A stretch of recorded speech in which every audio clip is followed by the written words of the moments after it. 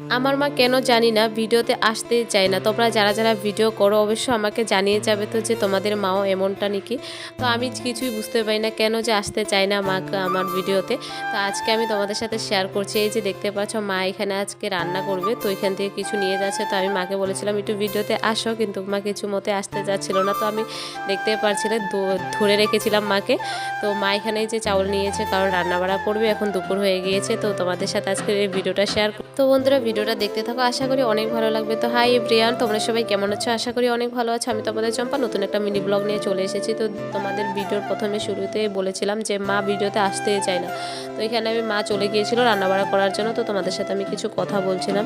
তো আজকে তোমাদের বাড়িতে কী কী মেনু হচ্ছে অবশ্যই কমেন্টে জানিয়ে যাবে। তো আজকে আমার একটা পার্সেল আসবে, তো তার জন্য আমি রাস্তার দিকে তাকিয়ে রয়েছি, কারণ কখন আসবে আমি কিছুই জানি না। আমাকে ফোন করেছিল যে অল্প পরে আসবে, তো এখন কখন আসে তো কিছুই জানি না। তো তোমাদের সাথে শেয়ার করব নেক্সট ভিডিওতে যে কি পার্সেল আমি অর্ডার দিয়ে এসেছিলাম, কি আসবে। তো তোমরা আজকের এই ভিডিওটা কেমন হয়েছে অবশ্যই কমেন্টে জানাতে ভুলবে না। তো এখন আমি তোমাদের সাথে শেয়ার করব।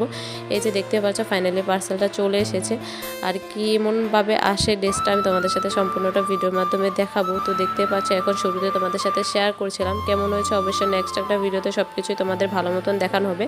আর আজকের এই ভিডিওটা তোমাদের কেমন লাগছে অবশ্যই কমেন্টে জানাতে ভুলবে না।